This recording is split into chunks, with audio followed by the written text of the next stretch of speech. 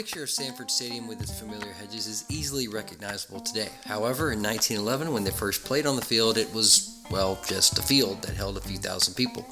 It wouldn't become Sanford Stadium until 1929, and it would then hold 30,000 people. They named it after Stedman V. Stanford, who served on the University of Georgia's faculty for over 42 years. He started out as an English professor and would eventually move on to become the president and chancellor. The need for their own stadium came from their in-state rivalry with then powerhouse Georgia Tech. Tech wouldn't come to Athens, and in 1927, an undefeated Georgia team lost a very questionable game to Tech. Many believe that Tech spent the night before watering down the field to slow down the Bulldogs.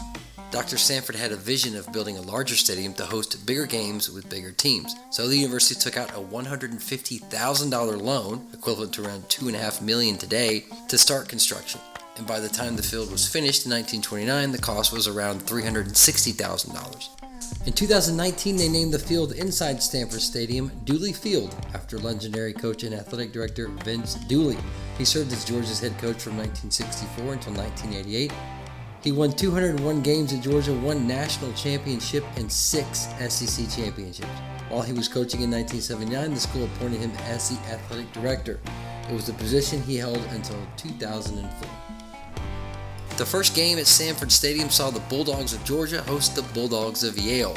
This would be a nationally televised game today with game day and all the trimmings. In 1927, Yale beat Georgia 21-6 in New Haven, and this was the rematch. Yale was one of the first national powerhouses in college football history. Between 1869 and 1929, the NCAA recognizes Yale as national champions 17 times. That day, the Bulldogs brought their winter uniforms unprepared for the heat and humidity of Athens, Georgia. Georgia beat the Yale Bulldogs 15-0. It was arguably the biggest win in the history of the program at that time. Now, one of the most recognized features of the stadium is the hedges, which were brought in from the beginning. The idea to put the hedges around the field came from the business manager of the UGA athletic department, Charlie Martin. He was inspired when he went to the Rose Bowl and saw the rose hedges. Now, roses aren't ideal for Athens, so he chose privet hedges. And since that time, 6 SEC teams have put hedges in their stadium. Georgia was the first and the most well-known. Now, if you go to a game in Athens today, you will witness a pregame tradition called the Battle Hymn. The piece was arranged by Jeff Simmons, a rehearsal assistant, in 1987, and Battle Hymn was added to the pregame show in 2000 by Brett Bauckham.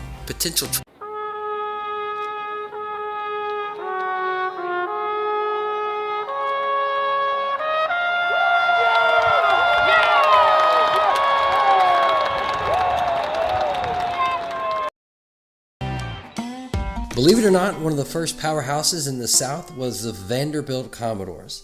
Not only did they win multiple SIAA championships, but the Billingsley Report selected them as national champions in 1921 and 1922. What's the Billingsley Report? Well, that's a topic for another video. But just know that the NCAA doesn't recognize champions selected by that report. However, Vanderbilt was still one of the best football teams in the South in the early days of college football, right up there with Shawnee and Georgia Tech. Now, they tried to establish a permanent stadium for years, but finally built Dudley Field in 1922. They named it after Dr. William Dudley, the dean of the medical school and a key figure in regulating and organizing college football in the first part of the 20th century. He helped form the SIAA, which was the predecessor to the Southern Conference, and then the SEC. He also helped found the NCAA in 1906. And in 1922, when they built the stadium, it held 20,000 people, dwarfing their cross-state rivals Tennessee, who opened their field with only 3,000. It was one of the largest built among the schools that are now in the SEC. And in a cruel twist of irony, it is now the smallest. In just over 100 years, it's only expanded to hold just over 40,000 people. They altered the name to Vanderbilt Stadium after 1981 after major renovations and expansions. And then in 2022, they entered a 10-year naming agreement with the First Bank of Nashville, which is why its official name today is First Bank Stadium. Now, if game day existed in 1922, they would be at Dudley Field the day it opened. It was against Northern powerhouse Michigan in the 8th game between the two teams in this early national rivalry. It even had a compelling storyline. Fielding Yost was the mentor and brother-in-law of legendary Vanderbilt coach Dan McGugin. Yost invented the linebacker position, and McGugin played on Michigan's 1901 team that outscored their opponents 550-0. Yeah, they held their opponents scoreless and scored 550 points and 510 total minutes. Now in 1915, McGugan had his own point-a-minute team at Vanderbilt, scoring 514 points in 510 minutes. In that season, Vanderbilt played 3 games within the first 8 where they scored over 75 points a game, including a 91-0 victory over Ole Miss and a 100-0 win over Henderson Brown, now Henderson State. And on their opening day against Michigan, they tied 0-0. So in the brief 9-game rivalry between Michigan and Vanderbilt, McGugan went 0-8-1, with 3 of those games played in Nashville. When James Franklin came to Vanderbilt in 2011, he provided a huge boost to the program. And one of the things that he did was start a tradition to open up every home game. And that's when a large anchor is taken to the middle of the field. A selected individual gets to plant the anchor. It's been called the Swamp, the home of the Florida Gators. When it opened in 1930, the name was simply Florida Field. Then in 1989, they renamed it Ben Hill Griffin Stadium. Now, Griffin was an alumni of the school, a prominent businessman in the citrus industry, a philanthropist, and a politician. The first game was late in the season against Alabama, and they lost 20-0. In 2016, the field inside the stadium was renamed after legendary Gator coach, player, and Heisman Trophy winner Steve Spurrier. The official name is now Spurrier Florida Field at Ben Hill Griffin Stadium. Spurrier won a total of 217 wins as a head coach across multiple schools, but saw his greatest success in Gainesville. He won 6 SEC championships and 1 national championship. He was also the first man to refer to the stadium as the Swamp. Now, the one thing that Florida fans are known for is the Gator Chop, and that goes back to 1981.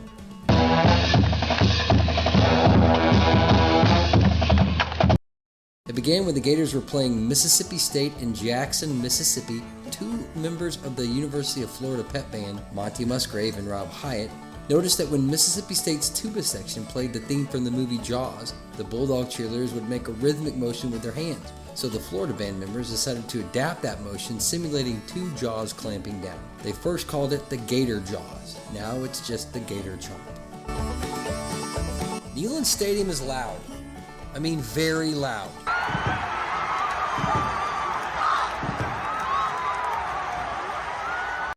Former Notre Dame quarterback Brady Quinn said it was the loudest stadium he'd ever played a football game in his entire life. He swore the ground shook and was knocking the football off the tees on the kickoffs. It holds just over 100,000 fans, but when they built it in 1921, it only held 3,000. The name it was given was Shield Watkins Field. The playing surface inside the stadium still bears that name. It was named after Colonel W.S. Shields and his wife Alice Watkins Shields. Colonel Shields was the president of Knoxville City National Bank and a University of Tennessee trustee, and provided the initial capital to fund the field. In 1962, they changed it to Neyland Stadium, after legendary Tennessee coach General Robert Neyland. And that wasn't just a nickname. He left the Army as a brigadier general. Neyland was a West Point graduate who won 173 games as the Vols coach, 4 national championships, and 5 SEC championships. He was also the only SEC coach that Bear Bryant failed to beat while he was coaching at the University of Kentucky. He coached the Vols from 1926 until 1952 with 2 interruptions when he was called into active service, including World War II. Now, the first game at Shield Watkins Field was a 27-0 win over Emory and Henry, which is now a Division II school. It's located in Emory, Virginia. Now, the biggest tradition inside Neyland Stadium happens when the Pride of the Southland Band forms the Power T.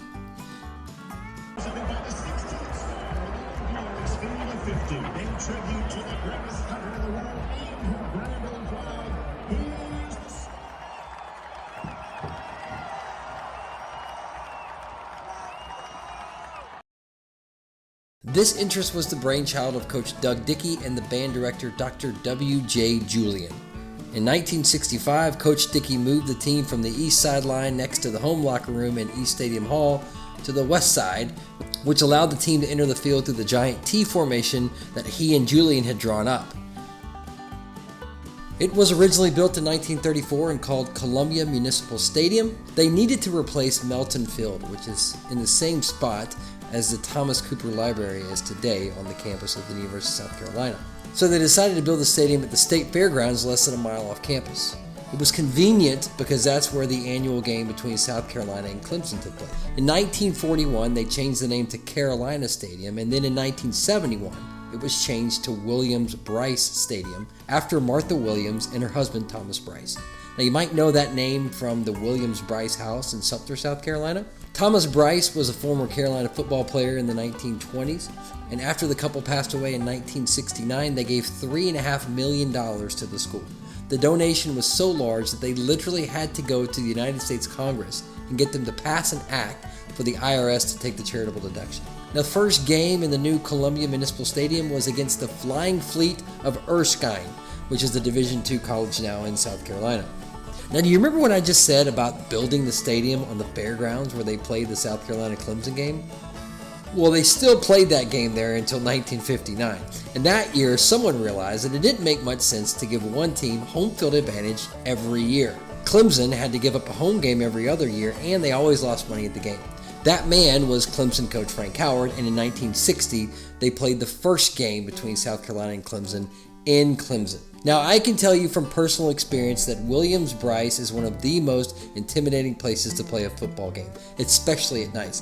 It's definitely worth the trip for the entrance alone. However, the most interesting part of that stadium is outside of the stadium on the train tracks. In 1990, a South Carolina fan hated the look of the rundown tracks outside the stadium. He cleaned up the tracks and took 22 old cabooses and created a unique tailgating experience. The birth of the cockaboose. Now, you can buy a cockaboose if you have $300,000, but if you wanted to rent one for the game, you might be able to find one at short notice, but you usually have to wait about a year out to get one. The one I saw online, you could get at the Clemson game next year for $12,000. That's how valuable these cockabooses are. In 1926, on the beautiful campus of the University of Missouri, they built Memorial Stadium. It was one of two projects devoted to the memory of the 117 students and alumni who gave their lives in World War I. In 1921, when they made plans to build Memorial Stadium, they also made plans to build Memorial Union.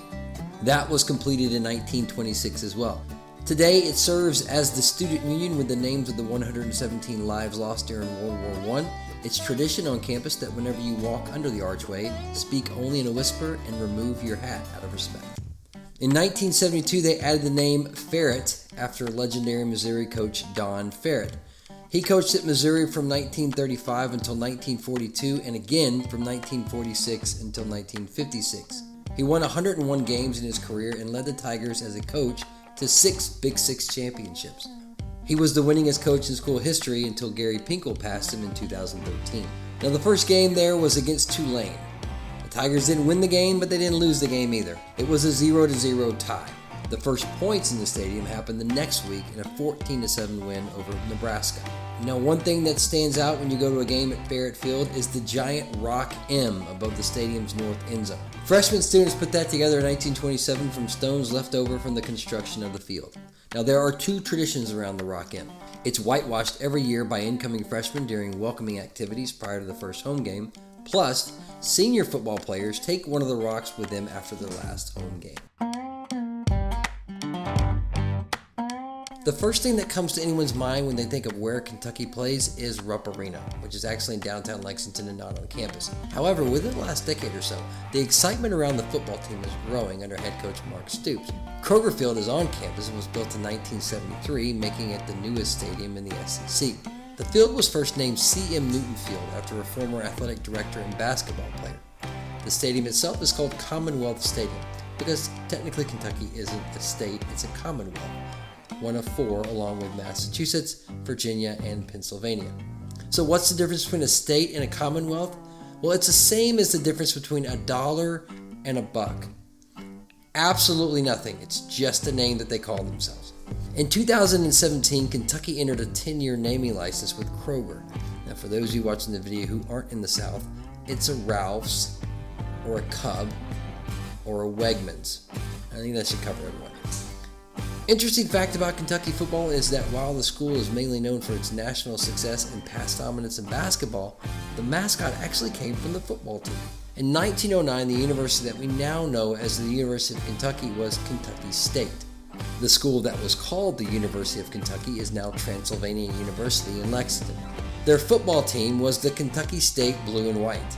However, after the Blue and White beat Illinois, the head of the military department told a group of students at a chapel service that the team fought like wildcats. The students liked the name, they started calling the team the Wildcats, and the next year in 1910, the name was official and it's been the mascot ever since. Well, that's it for today's video, guys. Thank you for watching. Please make sure to like and subscribe, support the channel. Next week, we will be looking at the confusing history that is the college football national championship.